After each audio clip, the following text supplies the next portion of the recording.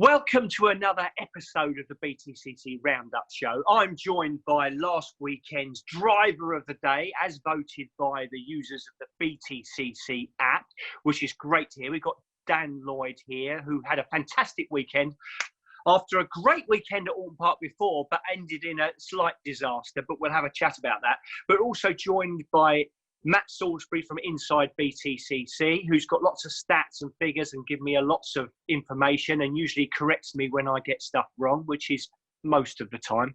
But, looking forward to having a chat. But Dan, firstly, congratulations on a great weekend and a great comeback after what was quite a challenging week or two. Yeah, thanks, Shaun. It was, it was exactly what we needed, but by far past any of our expectations as well. So still blown away by it, still a little bit, still taking it in. And yeah, it was just amazing. Great comeback and exactly what we needed.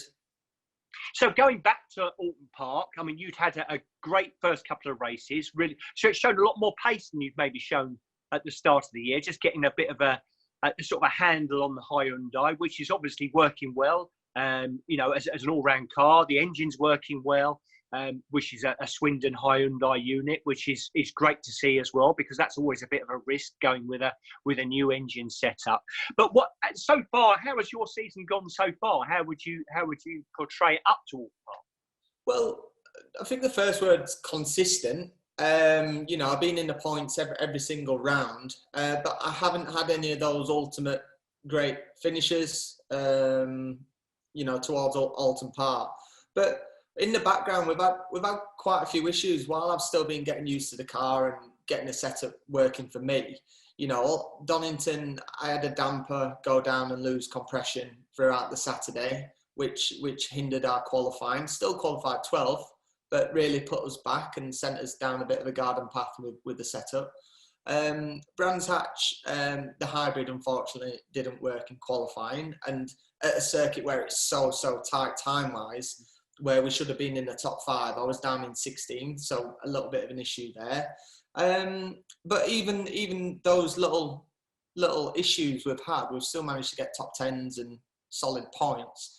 And like you said, the main thing is getting on top of the setup, building my relationship with my new engineer and working. And we were getting there. And when it came to Alton Park, that was kind of like the first time where we started to show it all coming together. No issues in qualifying, on top of the setup a bit more, and then qualified 3rd. I think consistent. A few issues in the background, but still getting the points along the way. And before Alton Park, we were thinking, right, okay, we're in for a good sort of remainder of the season here. Well, that's great. I mean, so the other side of it as well is, I mean, you've got a really quick, you've got 3 teammates, but one in particular is sort of standing out as being somebody you seem to be able to plonk into any British touring car and he makes it go quickly, which is Tom Ingram, who's had a really great year. And is how does that work for you? Because is this the first time you've had somebody in touring cars anyway who we'd say is, a consistent race winner? Yeah, it's always good for me. Tom, I get along with Tom. We've raced together for many years, even back in karting. We raced together in junior mats at Stars of Tomorrow. So we've known each other for a long time. And I look at Tom as kind of like the finished product. He's been in British touring cars for God knows how many years. He's worked with his engineer Spencer for, I think, 5 or 6 years. So their relationship is mega strong. And he's a quick driver. He knows what he's doing, and he's consistent, and he's one of the top guys. So yeah, it's really good to have him as a teammate, and he has set the benchmark all year. So yeah, it's good to have. So setup wise, something I always notice with Tom, which he seems to have transferred over to the Hyundai, is with it's got a lot of rotation and a lot of pickup on the rear wheel. I mean, I don't know if that's something that, obviously you share data and things like that, but how much do you share setup between the two of you? Because also another thing, which was also something that I saw before in cars he's raced previously with Speedworks, is a good traction out of the tight corners, which I think that car seems to have as well. Yeah, the traction is strong on a Hyundai, and setup wise, I mean, it's been difficult, especially places like Donington. When that damper went down on the Saturday, like I said, it led us down a garden path because we tried to. From the get go, I wanted to practically copy Tom's setup because clearly what they do works. For me to find my own way, it's going to take a lot longer. And as you know, with these cars, there's a little window of working space, so you can quite easily get lost. But when we put Tom's setup on my car, it just wasn't doing the same thing. But things like that damper going and other aspects come into it. Where now actually, like as things have calmed down, pretty much they're pretty much the same setup. Certainly at Croft, which is great as well because I can try one thing and he tries another. We come together, we review it, and it's worked quite well. You know, it's great to have Tom there, but you know, it's good for Tom, for me now to be up to speed and pick little bits off at the data as well. You know, at the weekend, he was very, very strong considering he had next to no hybrid. So quite clearly, if we have weekends like that, using the same setup, working together, learning off the data of each other, we could be very, very strong pairing. Well, and also the Accelerate team is now top of the teams championship. I can't remember if that was from the week before as well. But you two seem to be working really well together on and off the track, if you like. So, I mean, that's going to put them in a very strong position to, you know, be there at the end of the year for any of the championships that they're involved with. Yeah, 100%. You know, both me and Tom are very, very competitive. We both want to beat each other, of course, but we're both very professional in terms of knowing what we need to do to get the best out of it. We need to use each other to learn and be as quick as we can to make sure we stay ahead of the rest. And I think that's shown with the points and the consistency as well. Obviously, Tom's had the mega strong start to the season, which is why we're so far up on the points. But now I'm starting to contribute a little bit more as well. So yeah, fingers crossed. It should be a strong second half of the season. So going back to that shunt at Alton Park, after a great first couple of races, you were looking really racy, and then you had contact with Ricky Collard coming down to chicane there, which, you know, it's one of these things. Alton Park is particularly tricky with this sort of stuff, but you did have, that was a big amount of contact. You seemed well put out in the press about how much the damage was and things like that, which is a shockingly large bill. I don't think I've seen one that size, but again, it just depends where it hits in the car, really. But again, you have to work hard for the budget, and you know, as most people do on the grid. To be honest, it's not easy to come by. So that's a bit of a, well, I was going to say, well, I can say it because I think it's a podcast. It's a bit of a kick in the bollocks, and you literally did have that in the accident as well, I think.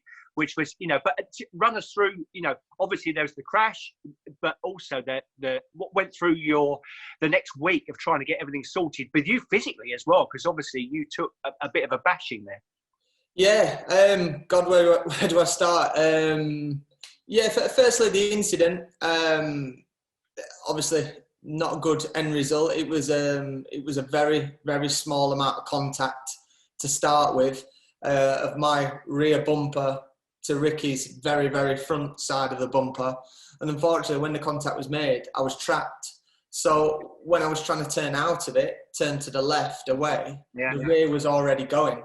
And then I just got trapped and pushed until I went into the barrier and come back across. And I remember everything really clearly. I didn't suffer from any concussion or any memory loss. So I hit the barrier, came back into the middle, and I was just waiting. I was really just tensing. I remember two cars coming either side of me, and then all of a sudden, bang, which that hurt a lot. Hit to the other side, and then just for good measure, just the third one as well. So about the crash, the cost of it, originally we were thinking like something like 60 grand, which is still a ridiculous amount of money. But then when everything kept going, it was the engine, the gearbox, because there was the barrier impact, the second impact with Colin, and then a third impact. It was every single quarter of the car. And that's quite rare. Like, we've seen people roll the car before, and it's not been anywhere near that kind of money. So it was a really unfortunate outcome of such a small, tiny amount of contact. It was just really unfortunate. So I went to the medical centre, and I thought it was okay to start with, and I had some really aggressive shooting pains up my ribs, and I was struggling to breathe and with some panic attacks and stuff. So I went to the hospital. They thought potentially I broke some ribs.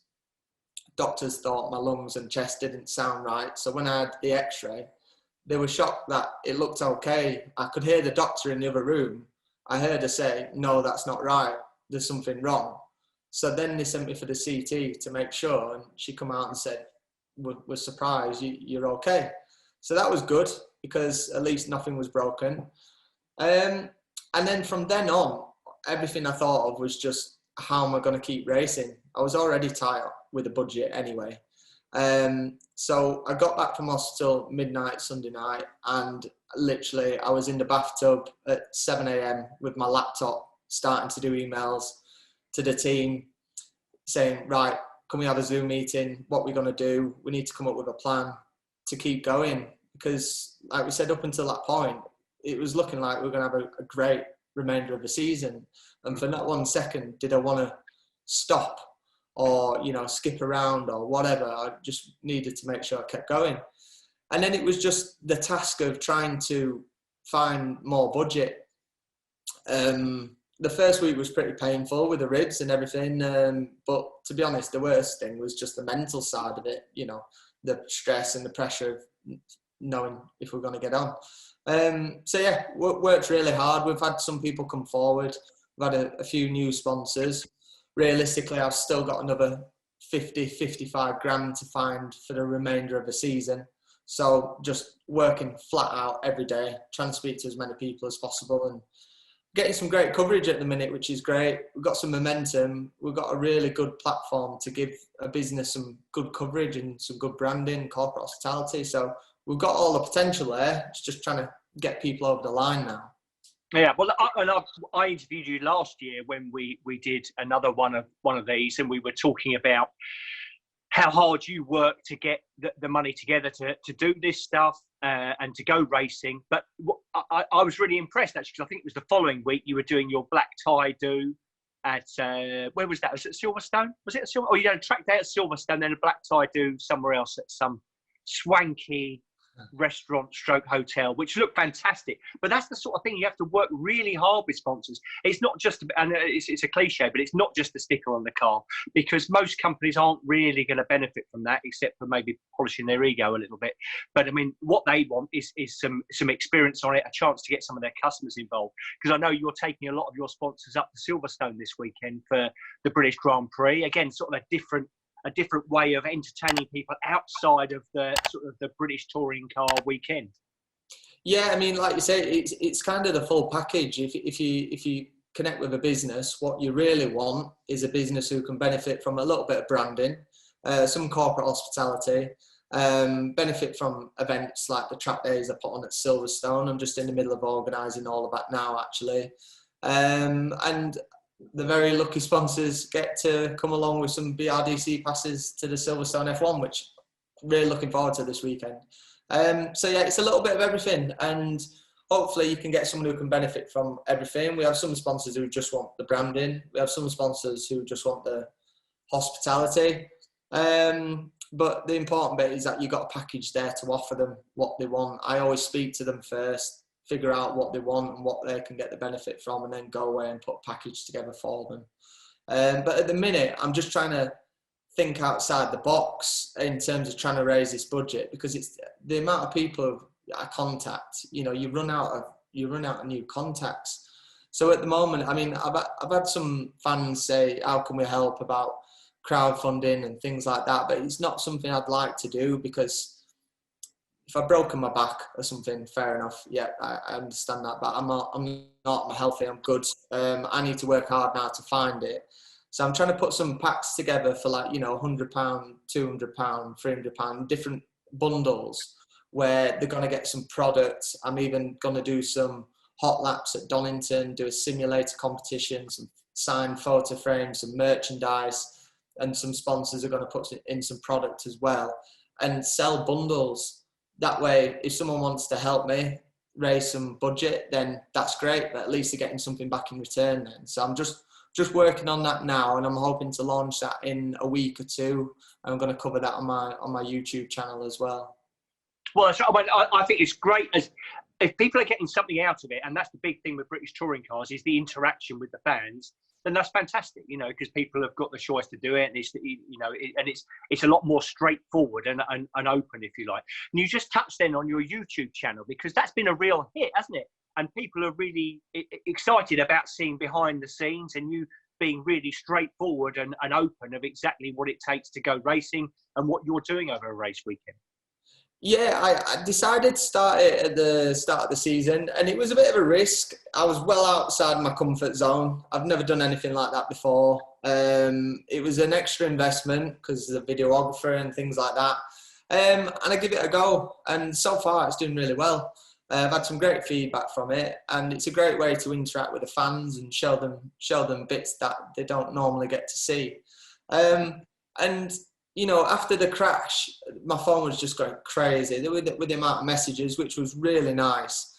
But because I was working 14, 16-hour days trying to find the budget, which is the priority, I just didn't have time to reply to everyone. So the YouTube was actually a great way of keeping everyone up to date and letting them know what's going on. So I'm really excited to grow that. I'm keeping on top of it. It's tough sometimes. When you're having hard times, like this weekend just gone at Croft, I was having a really difficult time on the Saturday. We went to the bus to review the footage and to look at the incident, and I didn't want to watch it because it was in between free practice 1 and free practice 2. I've had 2 horrendous weeks of hell. I didn't really, and it basically brought everything back up on the Saturday. So I had a bit of a moment before FP2. I just wasn't in a good place. So certain times like that is difficult to film and vlog. But that's why I was so emotional at the weekend, because those 2 weeks of hell, even going into the Saturday of me still having a bit of a fit before FP2, it's like a big release of emotion after all that. So it was quite special in the end. Well, that's what I think people are really enjoying seeing on the YouTube channel there, because you are actually really open about, just as we've talked about there. A lot of people wouldn't talk about that sort of stuff, but but I think that's great, and that's why people are sort of tend to go, oh, Dan, yeah, he's a good guy. Let's see if we can help him out a little bit if it works with what we're doing. But then going forward to Croft, what an incredible weekend! I mean, you really showed what you're all about. I mean, it's been a great circuit for you in the past, because I think you won there with the FK2, didn't you? Was that your first British touring car win? Was that your first one? Yeah. I'm terrible at stats. Matt will know. He's good at stats. It was. That was the first and only win up until the okay. FK2. All right, Matt. All right. Oh, yes. Stick the knife in, Matt. Put it in. Yeah, but Shaun, that's one more touring car win than you were ever going to get, though, wasn't it? Who, me? Yeah. Oh, yeah. We don't talk about it. Yeah. Savage today, Matt. So, I mean, going back to those races, I mean, did you really think going into race 1 that you'd win that one? Because you looked really confident. I mean, those first lap or 2 was really strong. Yeah, I obviously qualified 3rd, which was great, but I was P1 for a long time, and the car was mega, and I didn't have a clean 3rd run, so I thought pole was possible. So when we went into race day, I don't think I've ever been as focused on the start of a race in my life. I just, in my head, I just sort of picturing what I wanted to do, and I just had in my head a very, very strong start, get up the inside for P2, and then attack Colin on the first couple of laps while his tyres weren't there. And I got behind him, and I thought, right, okay, I'm going for this. And I managed to get the cut back, and as soon as I got that, I just went for it through Jim Clark S's. It was a little bit more on the edge than what I planned. But I think, again, like those 2 weeks before, I think that first lap was a demonstration of like the determination I had after those 2 weeks and just going all out for it. So that first lap was definitely the special moment of getting up there. And it was a tough race. Like we just didn't have the ultimate pace in race one at all. So I was really hanging on. So it was tough all the way throughout. Dan, we spoke on Sunday night afterwards, and you said that when you've had a big accident like you had at Alton Park and the cars had to undergo so many repairs, you've kind of got that thing in the back of your mind when you get behind the wheel, you know, what's the car going to be like? Is it going to be the same car I had at Alton Park? I mean, when you hit the track at Croft, you got to qualifying and it was so strong. Were you surprised by how good the car was, considering the amount of repair work that had to be carried out on it? Yeah, I was surprised, to be honest, because the chassis was bent, so they had to rejig it, and they put it on the jig, and they have to put 10 tons of force through it again and again and again to put it within like 1.5 mil of tolerance. And then when they put it on the patch to do the corner weights, my mechanic said actually it set down quite well. So that was good. It felt good on the airfield on the Thursday when we just ran it up and down a couple of times, and everything felt right. But until you really put it through some proper force, you never know. And yeah, I was surprised, to be honest. And going into the weekend, if we could have got a couple of top 5 results, I think that would have been a huge achievement in itself. Just getting the thing back together and coming back from that. So, like I said, we just surpassed everything what we thought we were going to do. And in that first race, when you had Colin behind you, I mean, when you've got a driver there who's won as many times around Croft as he has, you know, what goes through your mind? Because if there's a driver who knows how to overtake and win around there, I guess he's that driver. Yeah, and you know, same with Colin. He was involved in the incident, and he going through very similar stuff to me. And I'm sure he was very determined, especially when he was starting pole. I'm sure he was determined to get that win as well. And being a rear-wheel drive car, he was strong in areas that I wasn't. So I was probably in the weakest position possible in terms of trying to hold on. Where you know where he was strong, I was vulnerable. Particularly in that last sector, because I was really struggling to get the car stopped for Sonny in, and it was bouncing around all the time. So then I was always vulnerable going into the complex at the end of the lap. So when you had him behind you, going to something which is obviously new this year, and you mentioned about it earlier, is then obviously the new hybrid regulations, which you know are starting to come together. I'm sort of you know I was definitely not a huge fan before it all appeared, but I actually quite like it that the driver can use it to his advantage or her advantage throughout the race to either defend or attack. I mean, did you use it to defend quite a bit? Were you actually sort of looking in the mirror and going, right, I need to use it here because he's a bit closer than he was the last lap, if you like? Yeah, definitely. It's always on your mind, and this is really important to have a lot of communication with your engineer with this stuff. Race one wasn't too bad because I had a decent amount of hybrid, I think I was 9th in the championship. So that was okay. That was an advantage in race one, unlike race two, where I had minimum and had Tom behind me, and he had more. But it's really important to speak to your engineer every lap and go, right, how many has he got? How many have I got? You always judge the gap. If you're not under any risk, you don't use it. If he's anywhere near, you choose to use it. And you've always got to be on top of how many's left. So similar to you, Shaun, I was unsure to start with, but I really like it. It really adds something to the strategy side of the racing. Yeah, that's right. I mean, obviously with new technology, and it is quite complicated technology, there are going to be issues, you know, but I think as far as I can see, and I'm not like as close as I was before when I was running a team, but it does seem to be getting better and better every weekend, and people are getting their heads around exactly what needs to be doing, and, you know, and X-Track and Cosworth are working hard to make sure that it does exactly what it says on the tin. Yeah, 100%. It's getting better and better. And like I said, at Brands Hatch, we had a failure, unfortunately, in quali, but it's teething issues. And touch wood, It's been pretty good since then, which is the main thing. And we are the first touring car championship in the world to go hybrid, which I think is great. And I'm sure there will be improvements in the future. There's still probably little bits that people aren't quite happy about, but we've only been doing it for 2 minutes, so I'm sure it'll only get better from here. No, exactly. So, Matt, have you got any stats specific to Croft that we should enlighten us about? Well, there's a few. I mean, they'll have been touched on over the course of the weekend a bit, but for Dan's Accelerate team, the first race of the weekend was their 100th in the championship. So it was a great way to celebrate by getting a win with the car, with the Hyundai. And that second race was the first time that the team had scored a 1-2 finish as well. So plenty of cause for celebration across the weekend. You know, Tom obviously moving up in the championship standings, the team, as you've mentioned, leading the team's championship going into the halfway stage of the season.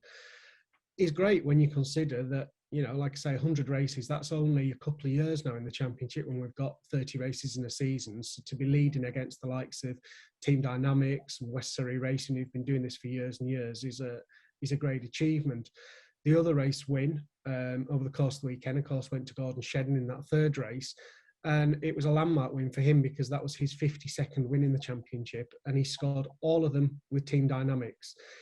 Now, you don't get many drivers will win that many races with a single team. And in fact, Gordon's now level with Matt Neal, his former teammate, at the top of the tree. So when we go to Knock Hill after the summer break, where Gordon is quite good, he knows it quite well. If he can get another win, he'd have more wins with a single team than anyone else. But a couple of things there. There were a few other things, like WSR had the 100th race with the 3 Series, which was the race that Colin followed Dan home in that first one. We had BTC Racing had 100 races with the FK8, and the FK8 as well actually hit its 100th podium at the weekend. So there was a few little things from Croft, but I think Dan's double on that first 1-2 for Accelerate, probably the big one. So, Dan, your third race, after winning the second one in front of your teammate, again, under lots of pressure, but probably you knew that, you know, Tom needed points for the championship, but also hopefully he wasn't going to just dig his teammates out as they're coming into that race weekend. But your third race wasn't what it sort of is what sometimes needs to happen. You know, you're back in the pack. They drew 12, so you're back in 12th place at the start. How did your third race go? 2 things really.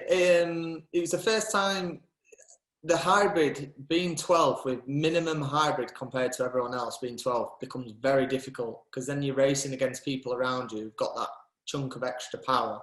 But something that no one really knew about the third race, I was struggling with my engine overheating. So from lap 2, I had red lights flashing on the dash and I was losing quite a lot of engine performance.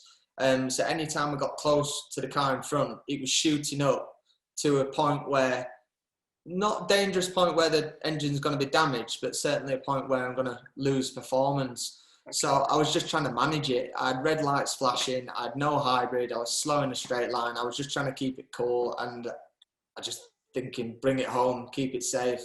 The first couple of laps, I got boxed out a little bit in bad positions, and I was around Tom, and I didn't have the best first lap. And then from then on, with the overheating, I just brought it home, really. So it was fine. After the first 2, you know, I was fine in 11th. Yeah, and I mean, it is quite interesting, isn't it? Because some of the championship got swapped around a little bit, but not as much as it could have been, because Josh Cook had a poor weekend, and he's been talking about sort of low bottom end power, if you like, which is sort of what you do need. You need traction, and you need the power to take advantage of that traction, really. And maybe it's a new engine, obviously, with the M Sport engine. It's the first time we've come to really tight hairpins. Having said that, he was struggling a little bit at Alton Park, which again has got a couple of tight corners to come out of as well. So that's interesting to see how that plays out over the season. But again, it's new technology. It's to be expected. Not everybody hits the ground running with everything that they have there. So that'll be interesting to see how that plays out. But I mean, I've got to say, the Hyundai and the Swindon Hyundai engine is looking really, really strong. Yeah, I mean, the setup we just nailed at the weekend. This weekend was the first weekend that all 4 cars were on the exact same setup. We really did nail it. And certainly when I was around other cars, and particularly in the third race, like I was around, I can't remember which BMW, but on the brakes, it was so strong through the corners. Obviously, it wasn't a true representation of straight line speed. Clearly in the third race, I was struggling. So I felt weak then. But certainly around the corners, it was mega strong. So yeah, they got it nailed this weekend. One thing I think is interesting is, obviously, Dan, you raced the FK2 previously, and I think when we look back over the past decade of NGTC, the FK2 Honda is the car that a lot of people look at as having been the benchmark car from the current era of the championship. I mean, how do you find the Hyundai compares to the FK2, with that being the car that kind of everyone always said, oh, I really want to be in that one? Yeah, well, it probably was, is one of the strongest chassis around. When I jumped in it with Eurotech, I was in and out of the championship quite a bit. And when I was inexperienced in British touring cars, in my second round in Eurotech, I put it on the front row at Alton Park, and then went to Croft and put it on the front row again. So that was an incredibly strong chassis, 100%. In terms of comparing it to the Hyundai, if I'm going to be completely honest, I couldn't really tell you, because I've raced about 20 different cars since then, and in a lot of different championships. And it's a big thing about British touring cars. The top guys have been in it for a lot of years. I'm only in my second full season, so in terms of my knowledge about the setup, I'm quite far behind the likes of Tom Ingram and the other top boys, but I'm learning quick. But it has such an important part for the weekend, because if you do have a problem, you need to know what to do with the setup, and that's where the top boys get the consistency and the results all the time, rather than just jumping in your FK2 and the setup's nailed and you go and do a job. The extra bit of performance will be when you make the most of the bad weekends, because you know what the car needs. So yeah, 100%. The FK2 was strong, but at the minute the Hyundai's working very, very well. No, it's good. So, looking forward, we're going to Knock Hill in a few weeks' time. But before we go to Knock Hill, we've got the Snetterton tyre test, which is the Goodyear back day at Snetterton, or 2 days. Are you doing both days at Snetterton? No, I'm doing 1 day, I think. We were contemplating not doing it to try and save some more money. Because I did have it in my contract to do it. We were discussing it, but I think it's important that I do it and keep up the momentum for the second half of the season. So I think I'll be doing the second day at the tyre test, and I just need to make sure I keep working hard so I can pay for it. Well, I would agree with you that, because it's quite an easy thing for a team. I know when I've run drivers, they go, well, we might miss that test. And I say, well, the only downside is then we go racing there, and you're always on the back foot. If you don't do the test in the middle, 1 day is absolutely fine. I always think 2 days is a bit of overkill, to be honest. But 1 day is fine to make sure that you don't go to FP1 and you're already a session behind everybody else. And sometimes it could be as much as 2 sessions if you're making lots of changes and if you've got the setup in the right place, absolutely great. But if you end up going to FP1 and everything's sort of slightly out of kilter, then missing that test you're always going to kick yourself for it. Yeah, even from a driving point of view, a full day on the circuit, especially like Snetterton. I can't remember last time I was there. I think the last time I was there was racing there last year. A full day working at just your driving and comparing data, 100% going into a race weekend, you're going to have a couple of attempts advantage on the other drivers to begin with. And with a tiny amount of track time you have on the weekend, it's quite hard to claw that back. So yeah, it's really valuable to be able to do a test just before the race. You've talked about budgets there. One thing that I thought was quite interesting, and I'm sure some fans thought was interesting as well from the vlogs that you've done.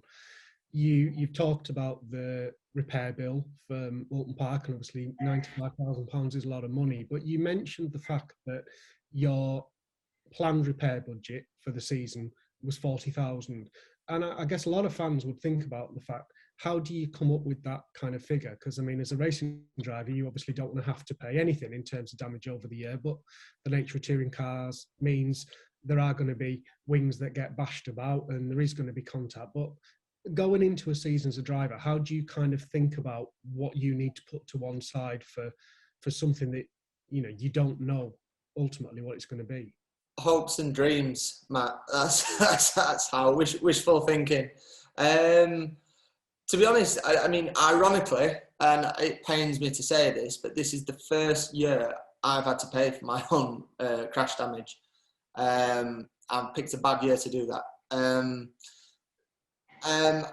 How we come up with a figure of 40 is just discussing it with other drivers, discussing what crash damage is done over the years with different drivers and understanding what's sensible.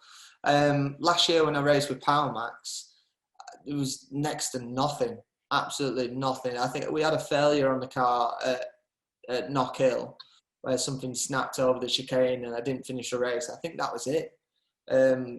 You know, if I would have paid for my own damage that year, it probably would have been less than 10 grand.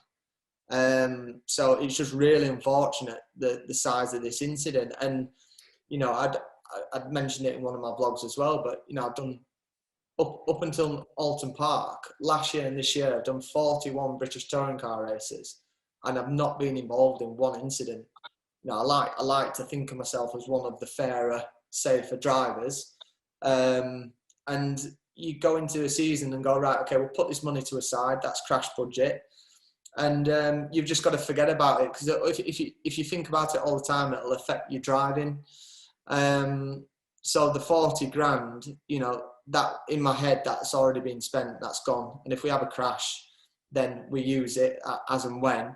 But you just got to hope you don't have the big one like this. And like we said before, like you said, Shaun, when we've had big crashes in the past, it's been nowhere near 95 grand.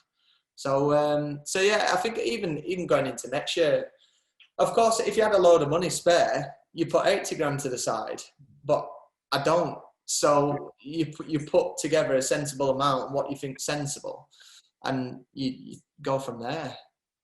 Well, I get fans ask me, I mean, obviously it always depends where you are and what sort of relationship you have with the driver that you've got coming on board or you already work with. But they say, well, why didn't you insure against it? Well, I said, well, yes, you can insure against it. But by the time you work it out with an excess of 10 grand, 12 grand or whatever, and it's costing you 2-3 grand a weekend, and it's only set at a maximum of 50 or 75 grand. So suddenly it wouldn't have covered your accident. You'd have paid, well, if you work it out, if you had an excess of 12 grand and you had to pay 10, 15 grand out a year, 25 grand with an excess, you suddenly haven't actually really covered much of the actual damage really with insurance. And that's the problem. But that's the risk that you sort of take. I mean, if you've got enough money, you probably would insure it just to make sure. I mean, I did a one-off. Whenever I did a one-off in the little Golf, I had to insure it because it would have been absolutely, if I'd have crashed it and had a big accident, we couldn't have afforded to get it going again. And then that was a massive issue, carrying on forward and getting other drivers on board, if you like. So every situation is different, and that's the thing that people have to remember, really. But it is a problem because these things aren't cheap. So, you know, it's quite easy. I mean, your hit was particularly hard. If you have a stop, like a hard stop, that's going to cost a lot of money, basically. If, you know, it's like Bobby Thompson's accident when he barrel rolled through the grass at Croft the year before and I think, if I remember, I can't remember, somebody will tell me off when I say it, but I think it was like 12 to 15 grand. I mean, really, that looked horrendous. But actually, it was always on soft turf, so it just carried on rolling. So, yes, it did a lot of damage, but it was all soft hits, if you like. But that's the big difference when you're in the middle of the pack, you know, coming over the brow when you've got 25 other cars coming up behind you. You know, one thing, I saw Dan Camish wriggled past you when you look at it back before, like literally like a cat squirming around the outside of you. I don't know how he missed you, to be honest, but you know, that saved him a few quid as well. Yeah, 100%. Like you said, it's catch-22. It's a really difficult call to make. There aren't many people who've had the shunts that I've had, so I think I've just been a bit unlucky. And like you said, I'm gonna think long and hard about it over the winter and decide, you know, understand where we are and make the right decision for next year. I think if we can insure it and we've got a sensible deal, I'd like to do that to avoid this happening again in my life, because it's no good for my health or my hairline either. So we'll see. No, definitely. Well, I mean, good luck at the test at Snetterton, which I think will be, definitely an interesting situation, and see where some of these cars are coming out, because people are having a few issues. Josh Cook was particularly strong at the start of the year, but in the last couple of meetings he's done really well to really save the weekend, really, by keeping points on the board, because he could have quite easily come from both those meetings with less than 10 points on the board, really. So he's kept his sort of championship hopes alive, and let's see if the BTC team can get that car working a little bit better over a one-lap pace. But after that, we're off to Knock Hill, which we'll talk about in a later programme before we go to Knock Hill. But good luck. Glad you're on the mend, and look forward to seeing how you get on in the second half of the season. Yeah, thanks, Shaun. And just a quick thank you to everyone who voted for me. I think it's the first time I've ever been driver of the weekend, so that's nice. And thanks for all the messages from Alton Park and from Croft. My phone's been absolutely nuts, nothing like I've ever had before. So I really appreciate the support. So yeah, thanks a lot. So all the fans who want to get involved in voting for the driver of the day, as Dan just mentioned, make sure you download the BTCC app. You can get involved, get all the latest news and information, and also live updates from the race weekend as it happens. So good stuff. Thanks very much. Good luck at Snetterton, not Silverstone, but Silverstone this weekend for the Formula. I've got my Formula One T-shirt on. Look, 70 years of Formula One. That's not my age, not yet anyway. And then on to Knock Hill. Thanks very much, everybody. Thanks for watching. See you soon.